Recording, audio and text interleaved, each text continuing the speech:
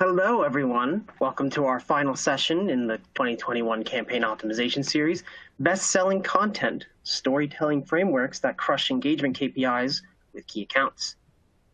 Thank you so much for joining us today.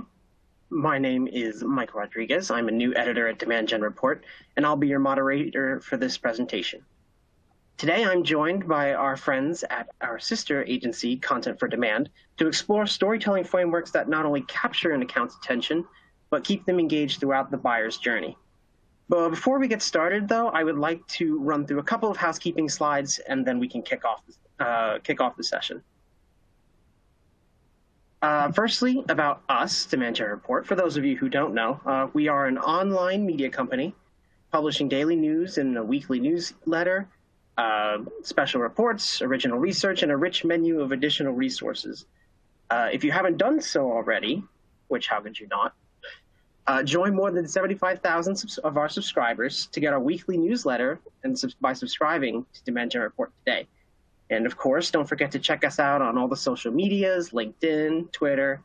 All of our links and handles are on your screen. We look forward to engaging with you and seeing your feedback. Also, I want to take this time to announce a new virtual event that we have coming up in June, B2B MX Next Level ABM.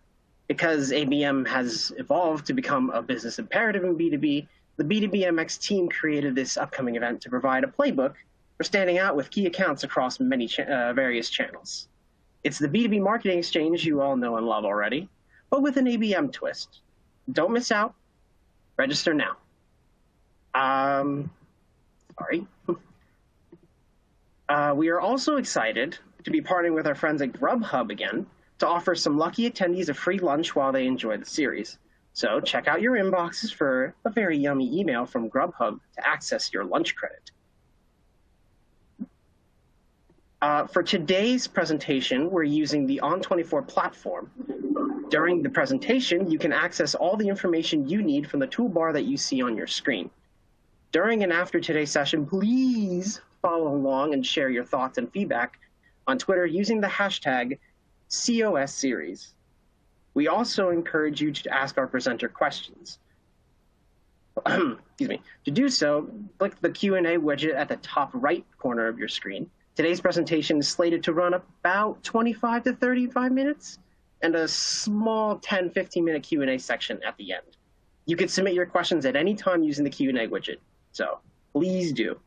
If you want to see what else we have in store for the series throughout the year, you can access all the COS sessions on the bottom left of your screen. On the bottom right, you'll also find some additional resources that we've made available to you about this session and beyond. Today's session is being recorded, and all attendees will receive an archived link to the presentation to go back to and review or share with your friends.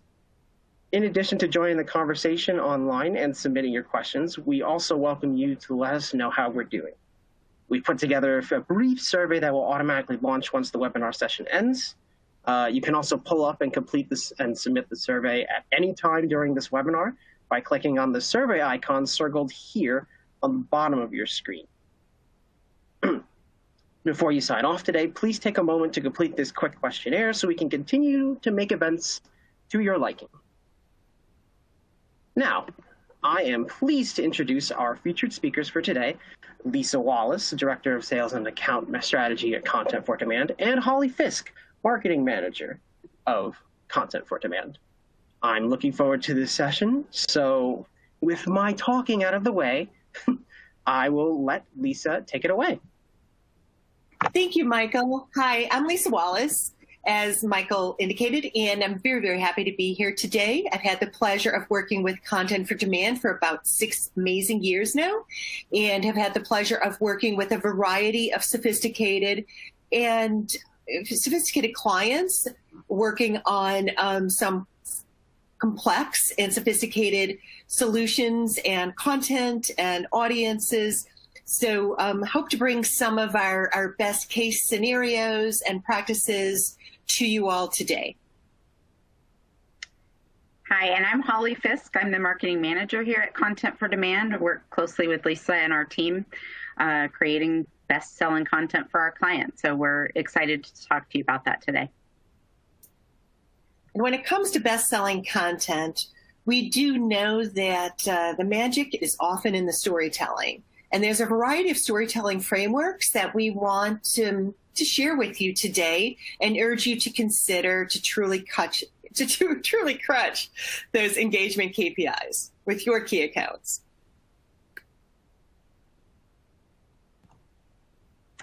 And just to get started, we're going to do a couple poll questions throughout the presentation, and we will make sure that we share the results with you as a follow-up to our session today. So just to get started, we'd like to know, what is your top content marketing goal in 2021? I'll just give you a minute to fill those out.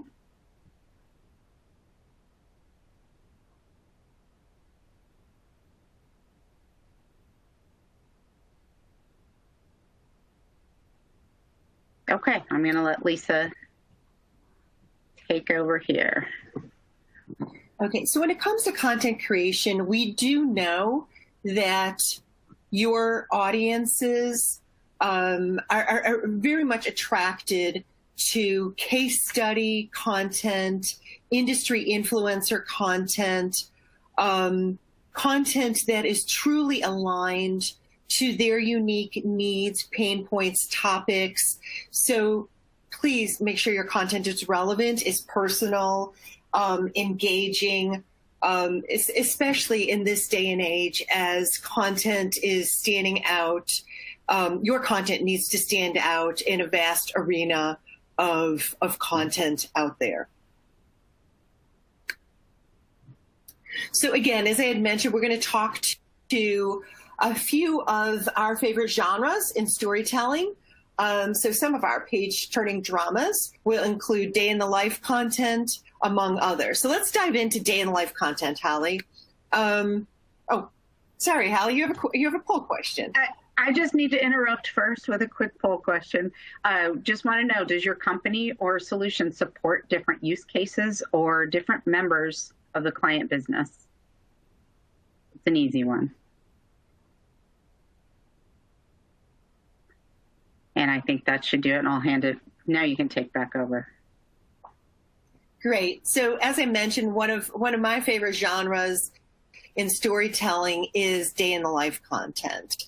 Day-in-the-life content ensures that you truly know who you're talking to, who your audiences are, and what their unique pain points, insights, interests are, and really what their life looks like and what your product or solution can do exactly for them to make their lives better. So it hits on the relevancy needs, it hits on the personalization needs. You're truly talking to your audience, and there's an absolute connection with this type of storytelling. Here's just two examples of day-in-the-life content. I just want to bring this to life for you a little bit. So say, for example, one of your audiences or personas is a CFO. You want to make sure that you're talking exactly to that CFO about why your solution will benefit him, what it will do for him financially, bottom line, et cetera, so that he really understands what's in it for him and why he would consider your solution. We can also talk to day in the life through content that is not necessarily dedicated to this genre of storytelling. For example, I have up here on a screen an interactive infographic we did with Siemens. And we needed to speak to two of their audiences, an engineer and an IT developer with a solution. So while we created a piece of content that was more general for a variety of the communication within the content, we were then able to hone in and speak to each of these audiences with specific benefit of what they would get from this low-code experience. So again, when you think of storytelling, you can think of it dedicated to a unique piece of content or part of a piece of content. Holly, I don't know if you have anything you want to add there. No, I think you're doing a good job. And I like these. These are some fun infographics, just to point out that they don't always have to be the traditional ebook or Gbook that kind of a format. That day in the life can really take a variety of shapes and forms. And these are a couple infographics that kind of move them through the day in a faster, more quick hitting piece. Holly, that's an excellent point. Gone are the days of, if I must achieve this, I must have a white paper or an ebook, right? Blow that up. You can use a variety of formats in your buyer stages, as well as consider a variety of formats, especially when using interactivity, because at the end of the day, you are creating an experience for a personal journey for your audiences. So again, here, some of these examples also take advantage of not only day in the life in copy, but also embedded podcasts and podcast snippets in other ways of truly bringing to your audience what their experience will be with this solution.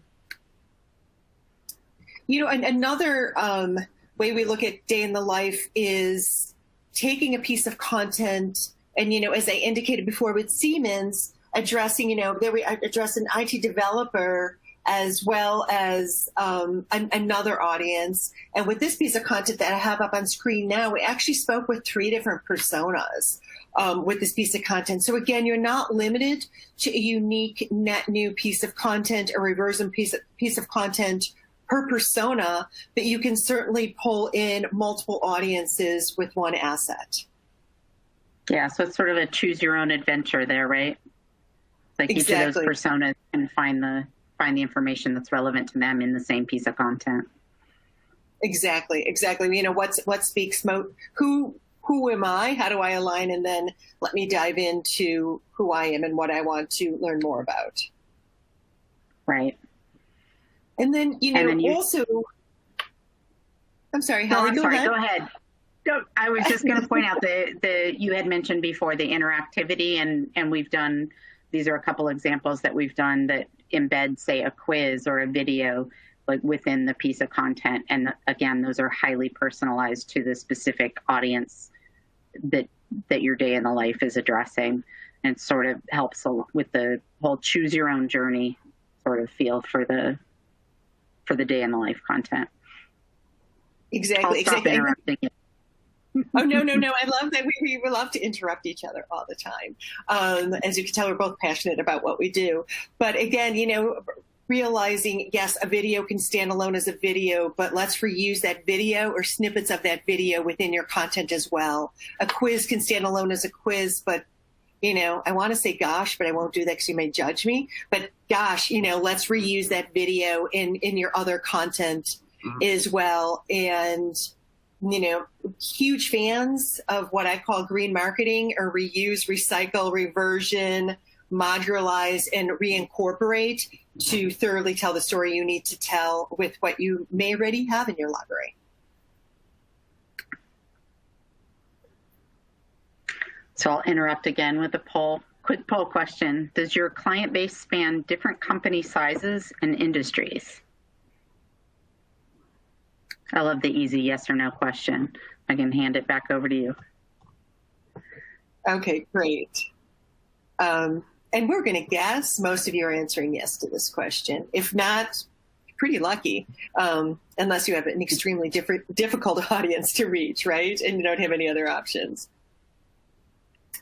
So another genre we like in storytelling is what we call case study portfolios. So when it comes to case studies, we all covet them.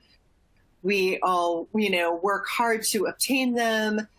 They're often an arduous asset to produce and require, extensive, sometimes legal review, permissions, etc. But how can we extend the life of our case studies? How can we do storytelling with these case studies? How can we pull them up and develop use cases and talk with our audiences for specific use cases applicable to them, right? So say you have a financial management audience as well as maybe an IT audience. What can we pull out of your case studies to talk to solutions and successes with these unique audiences and tie up the story to, a before, after, a pre-post, a benefit, a nirvana, a pain point, etc., with your coveted case studies. Here's another example of a case study portfolio. Again, you'll see here, this is an interactive example. It's a beautiful piece. It recently went live to great result, which, by the way, if you haven't checked it out, BMC is doing some amazing things with content marketing these days, especially with some interactives. But this case study portfolio pulled in some, I would say, legacy case studies that were super powerful and put them together in one cohesive interactive asset, which again pulled out benefit with these use cases, and then of course gave the full a CTA to download or engage with the full case study. Here's another example. And that one also has the interactivity, right? Like that one had video and other pieces embedded in it. That's a theme for us, right? Yes. Well, again, always saying interactivity. Yes, we can slate. This one was technically called an interactive G-book, but at the end of the day, it's an interactive, immersive, customer-led journey, right, or experience. So you're going to allow your audience to engage with more than just the case studies and the case study use case portfolios, but there's other CTAs in here as well for a robust, full experience. Here's another example of using case studies and case study portfolios, again, within a different format. This one also happens to be a G-book, but here we're talking about modernizing your food and beverage supply chain. And then within the beautiful graphics of this graphical G-book, we also have use cases that pull out and then the ability to download the full case study. So it's a very comprehensive piece of content that did some heavy lifting for one of our clients, Blue Jay Solutions. So Holly, you're up. Here I am again. Do you have established partnerships with analysts, experts, and thought leaders in different industries? Give me a second. And here again, we're hoping your answer is yes. But we could certainly help you if it's no. So influencers. They're influencers for a reason, right? Everybody loves influencers, from Instagram through our most sophisticated clients. And they have power and clout, and you want to use that. So we urge, when you're considering telling your story and creating your content, to take a look at what influencers you have familiarity with, you have a relationship with. And when I say this, don't always look outside. Some of the best influencers are your own SMEs, right? Your own people within your own house. You also want to consider influencers that may not have a vast audience. They may have a super powerful niche following, and they're exactly what you need to tell the story you need to tell. So again, leaning on the influencers you can identify, working with your PR teams, working with corporate marketing, and working with agencies such as ours to identify influencers, and then engaging those influencers to create powerful, gateable, pillar content. These typically take, of course, a static or interactive appearance, and are typically, bigger pieces of content, whether they be ebooks, white papers, G-books, or other derivatives. But again, pulling out these influences in a meaningful way to tell a story, whether it's Q&A or a story told with line item quotes by influencers, or other ways to utilize these coveted influencers to engage your audience. We have lots of experience with influencer content. One of our great success stories is with our wonderful client, Bottom Line.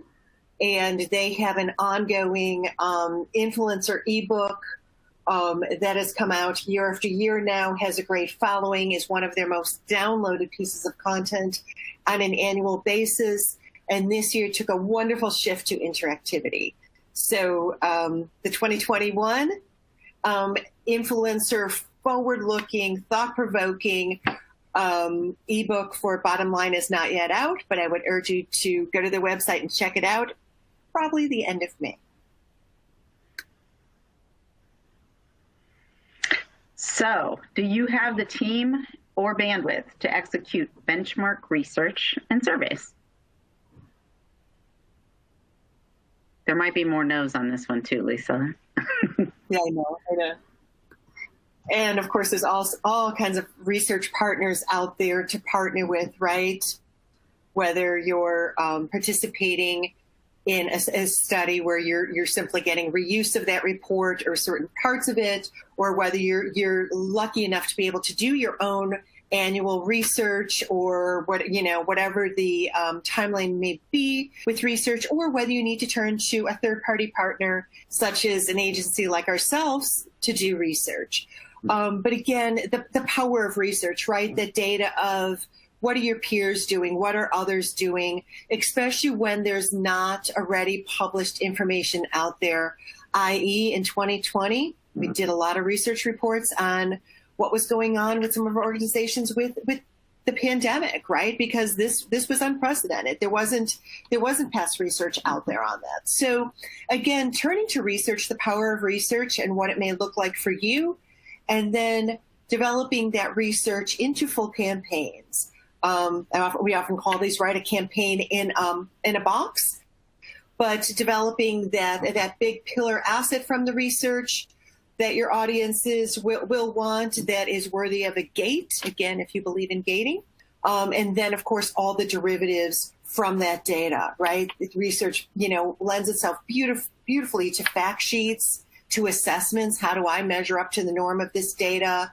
Simple quizzes for social shares, infographics to, again, pull out some of the visuals and some of the data. And again, it continues. We very often do ideation based on a research report and how to expand its life. And of course, webinars with what we're doing today, right? So much can come of that initial research.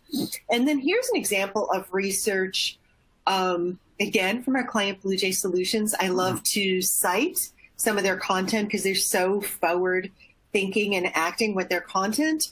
But Blue Jay does an annual research report with a third-party partner.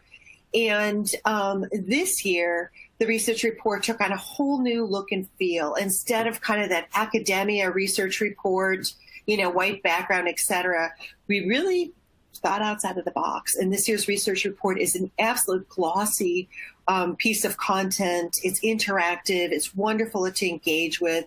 It has very involved graphics that, roll with you, talk to you, just, with their interactivity and color as well.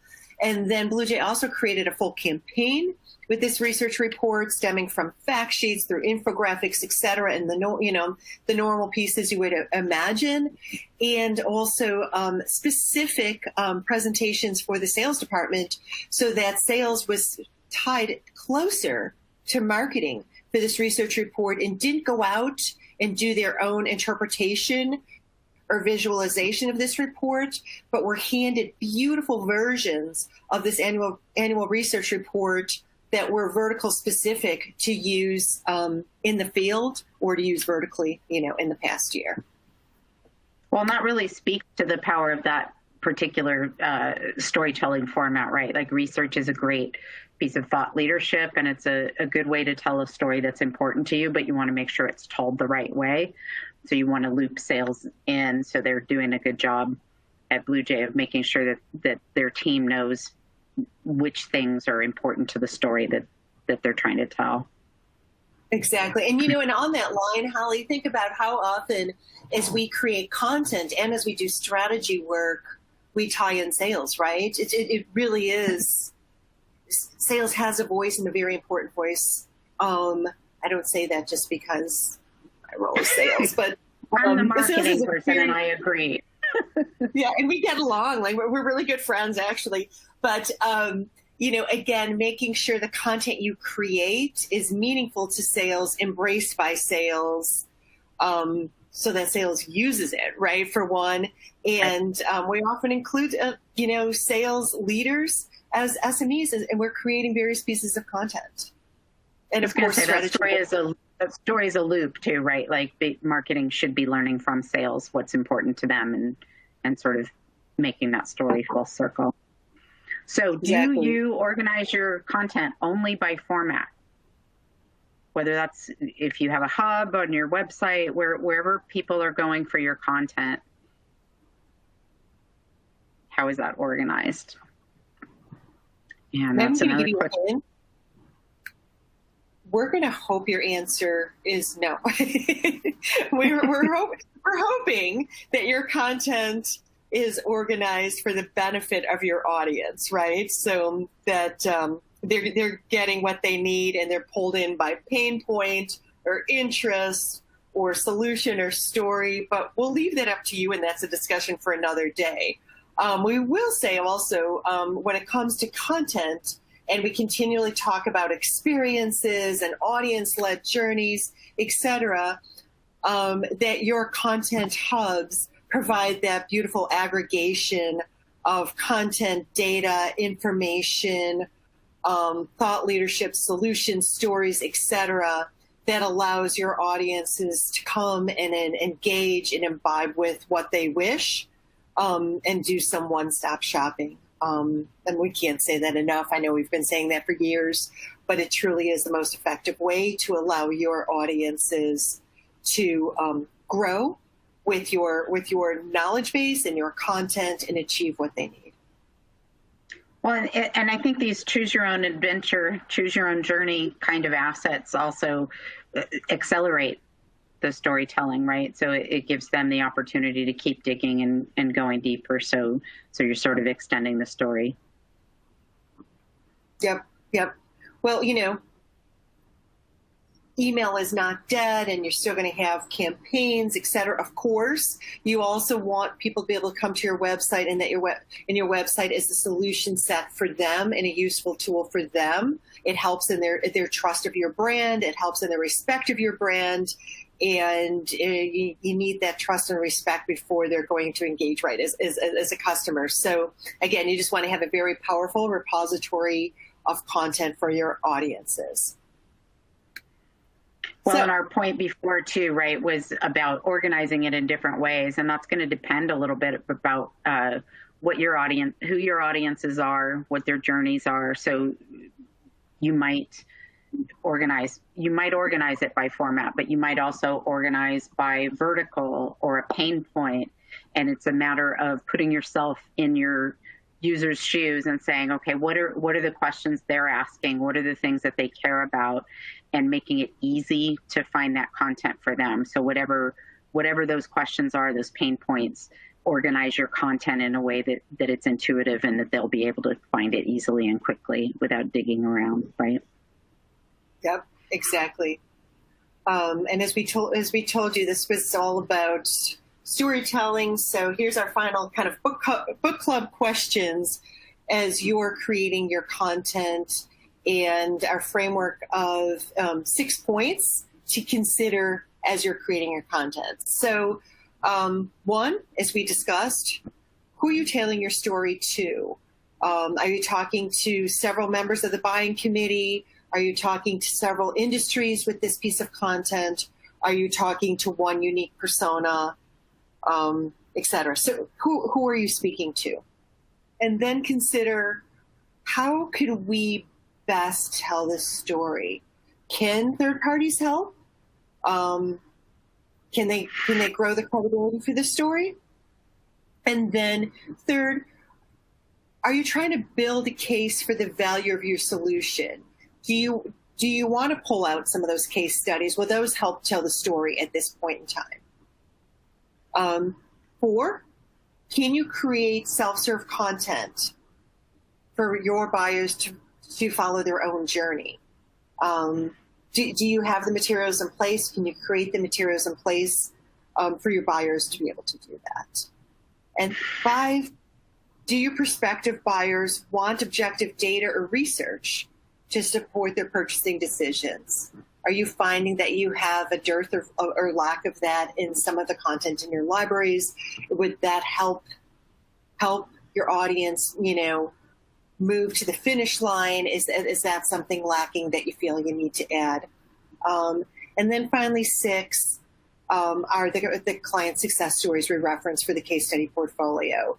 Do you have those existing? Do you need to create those? Can you use those to highlight different challenges, solutions, etc.? Holly, I don't know if you have anything there to embellish. I think you did a great job. I would just say these questions are useful to ask yourself when you're choosing which of the kinds of story frameworks are going to best achieve what your goal is, right? And use what you have available to you. So there's not just one way to tell a story, but there are some ideal ways depending on what your story is. So you want to put some thought into, it's not just the story, it's how you tell it. And I think this also goes to the point of, I think, there's definitely times that you'll say, oh, I need an infographic to us, but maybe it's that you don't lead with format, right? Maybe you lead with the story you want to tell, and then that defines your format. So flipping that a little bit on its side, like how can I best tell the story of what I need to do? And then let the format follow, right? Let the static or interactivity follow, but let's not lead by that. Yeah, let the story dictate the format, not the other way around, right? Exactly. So it's been a wonderful few minutes with you all. Thank you for the time today. And if you want to reach out to us, my email is the top one. I took the top spot, Holly. And Holly's is below. You can also find us on our website, Content for Demand. You could probably also find us on LinkedIn or Facebook or various other social media. So we absolutely look forward to talking with you, hearing from you, chatting through challenges, providing solutions, etc. So let's not let our relationship end with today. Reach out if you want to talk further. Right, and feel free to let us know if you'd like to see examples of the kinds of storytelling we've talked about. If you can't tell, we love talking about this stuff. So we're happy to keep the conversation going and discuss any of the things that you might care more about. Perfect. Well said, Holly. All right. Have a beautiful day.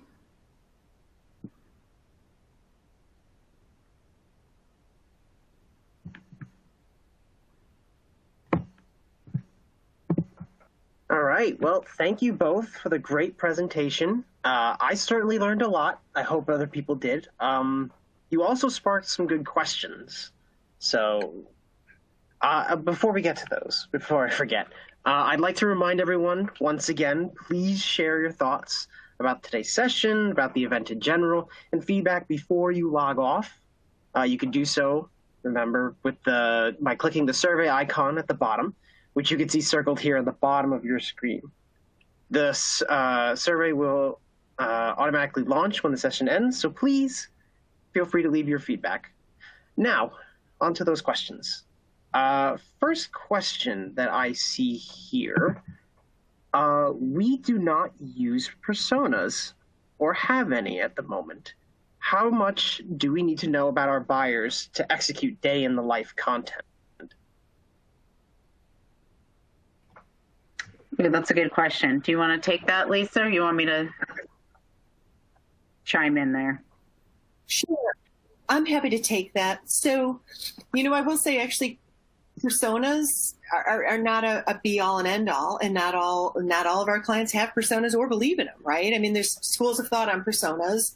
They have to be updated, actionable anyhow. If not, they're really not going to help you. But just really understanding your audience. I would guess that you or somebody within your organization, ideally sales as well, would have insight into who your buyers are and, what their pain points are. Why are they turning to you for your solution? And what is it that they really like? What are their core benefits from your solution? What do they need? So it's really understanding who your audiences are and, what they need from you and why they would consider your solutions, and then bringing that front and center in a day in a life asset. I don't know, Holly, if you want to elaborate on that and make that a little prettier. No, I think that's pretty well said. I mean, it kind of does make me laugh a little bit, just because, yes, personas are great, nice to have, but you must be speaking to someone with the rest of your content, right? So whatever you know about your audience should be dictating all your content. It's just even more apparent in the day in the life. And I think day in the life content shows your audience that you get them, right? I really get you. I understand you. And again, you know, what we talked about a little bit at the beginning is now more than ever that need for relevancy and personalization in your content. It's a super crowded field out there. Content marketing is what a lot of us have lived with, right, for the last year. It's our only, you know, ability to tell our story, right, as well as webinars, content, etc. So just make sure that you're able to get through the thicket and stand out among the masses. And you don't do that by being too general. Right. Okay. Here's a good one. Can a hub organize content in different ways, such as format types and by industry? Short answer, absolutely. I think we touched on that a little bit, but it is important in a hub or microsite or whatever where you've got a variety of content. It's important to understand how the user's going to go about looking for that content. Did you have something to add to that, Lisa? No, I think we addressed that, and unless there's further question on that, but your hub should be organized by how you understand your audience engages with your content. Of course, there's best practices, right? So, you know, you may want to have that area where it's thought leadership or blogs or very timely information, and then that, you know, the deeper dive content, et cetera, which, you know, as I mentioned before, you know, try to lead by pain point or need or solution. From your audience's viewpoint, just always consider your audience's viewpoint. This is about them and for them, and a hub shouldn't just be your repository or library of information. I know we all want to show ourselves off in the hub, but just always think about it, you know, of course, as coming of your audience coming to this hub or experience and how it's going to be most beneficial for them. Yep. Agreed. That's all the time we have for questions today. But if we didn't get to your questions live, don't worry, we got you covered. We'll follow up via email, and we'll get all those questions answered as soon as possible. Thank you again, Holly, Lisa, for your wonderful presentation, and thank all of you, our wonderful attendees that showed up today. We appreciate your time. Remember, follow the link on the slide here, or access any of the other sessions in the console where you registered to see any of the other sessions either you missed or if you want to see the sessions again. Thanks again, and take care. Thank you.